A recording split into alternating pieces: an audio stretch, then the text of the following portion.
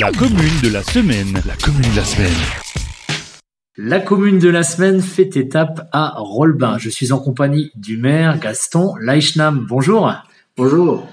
Rolbin, 260 habitants environ. 262. Je crois même 262, pardon, aux deux que j'ai oubliés. On parle souvent de perte démographique, mais je crois qu'à Rolbin, vous avez même gratté, si vous me permettez l'expression, quelques habitants. Bon, oui, il y a beaucoup d'Allemands ou de personnes qui s'installent ces derniers temps à Rolbin. On a eu quelques naissances et il y a des familles qui s'intéressent de devenir à Rolbin. Vous avez parlé de quelques Allemands, on reviendra sur cette particularité. Vous êtes collé à la frontière, mais il n'y a pas que des Allemands à Rolbin. Je crois qu'il y a une présence internationale, on peut dire. Oui, sur Rolbin, il y a 8 nationalités différentes. On a des Polonais, des Allemands, des Haïtiens, des Thaïlandais, même à Kazakhstan. On a un peu de tout à Rolbin. Est-ce que vous pensez que c'est parce que l'accueil est bon, notamment? Bon, Rolbin, il faut bon vivre. Il n'y a pas trop de problèmes, on n'a pas trop de problèmes d'insécurité. Il fait bon vivre à Rolbin. On est aujourd'hui à la mairie et depuis les fenêtres de la mairie, en plein cœur de Rolbin, on voit un chantier qui est en route en ce moment entre la salle socioculturelle et la mairie. Vous pouvez nous parler de ce chantier, s'il vous plaît? Oui, en ce moment, nous sommes en train d'installer une aire de jeu pour les enfants en face de la salle communale qui a été inaugurée en 2017 et un terrain de pétanque pour les grands et pour les petits.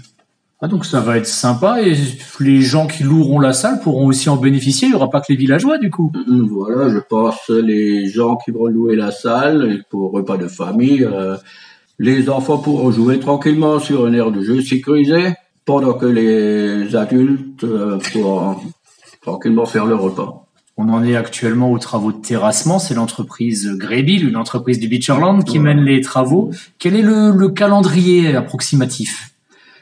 Le calendrier pour le premier lot, il devrait être fini dans une dizaine de jours. Après, pour le lot numéro 2, nous sommes en retard à cause des manques de jeux qui ne soient pas livrés en temps.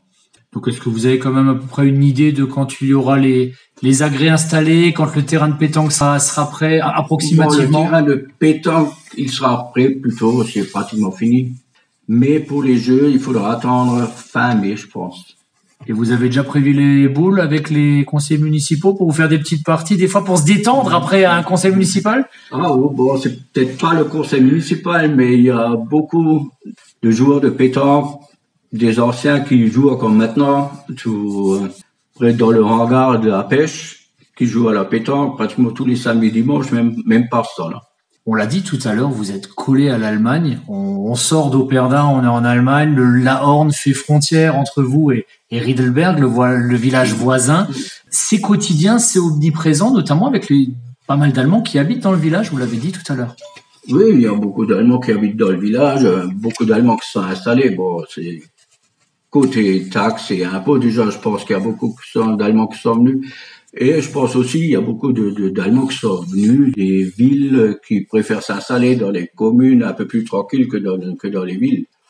Il y a une tranquillité, il y a une entraide dans un village. C'est déjà ce qu'on m'a dit dans les épisodes précédents. On sent ce côté entraide. Est-ce que c'est le fait d'être dans un petit village, tout le monde se connaît, ou c'est quelque chose qui se perpétue? Vous qui avez grandi à Rolbin, c'était déjà le cas quand vous étiez gamin? Oui, bon, pratiquement, à Rolbin, il y a pratiquement tout le monde qui se connaît. Ce qu'il y a en ce moment, c'est dommage.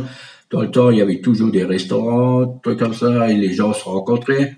Et on avait 2 restaurants à Rolbin, 2 restaurants sont fermés. Le dernier restaurant, il a fermé en 2016. Et depuis ce temps, on n'a plus de restaurant à Rolbin. Avant, les gens se rencontraient dans le restaurant, dans le bistrot, le dimanche après la messe. Même les messes sont de moins en moins maintenant. Bon, les rencontres se font un peu moins. Et depuis ces 2 dernières années, plus aucune fête n'a pu être faite. Ça se perd un peu. Mais j'espère que ça va reprendre cette année avec la fin de cette pandémie. Oui, et puis du coup, même vous avez dû organiser de manière un peu différente le Noël du 3e âge. Vous n'avez pas pu faire de fête, de repas. Je crois que vous êtes allé distribuer des cadeaux, c'est ça? Oui, c'est la 2e année. La première année, c'est bon, c'était normal. C'était la première année de pandémie. On a décidé de distribuer des cadeaux, des paniers garnis à toute personne de plus de 65 ans. Et cette année, au conseil municipal, comme on n'était pas sûr que cette pandémie elle va s'arrêter, on a décidé de reconduire cette année le même système avec des paniers garnis pour les personnes âgées. Rolbin, c'est plusieurs villages dans un village avec différents lieux-dits. Quelles sont un peu les particularités de ces lieux-dits? Rolbin, il y a un annexe qui s'appelle Oriental, c'est vers Schweyen. Et l'autre, c'est Operdin, c'est près de Rilberg, à la sortie du village vers Rilberg. Ces deux annexes qui sont pratiquement attachées à Rolbin, mais qui le sont déjà depuis une éternité. Il y a aussi une coopération avec les villages voisins, notamment au travers du regroupement scolaire qui se trouve à proximité de Val-d'Ouz, en face de la Roselière. C'est important d'avoir aussi un groupe scolaire pas trop éloigné? Bon, pour les Allemands qui habitent à Rolbin, ils préfèrent mettre les enfants en Allemagne à l'école. Et c'est un peu le problème que nous on a avec le regroupement scolaire. On perd de plus en plus d'enfants. Et c'est un peu dommage que les Allemands ils mettent les enfants en Allemagne.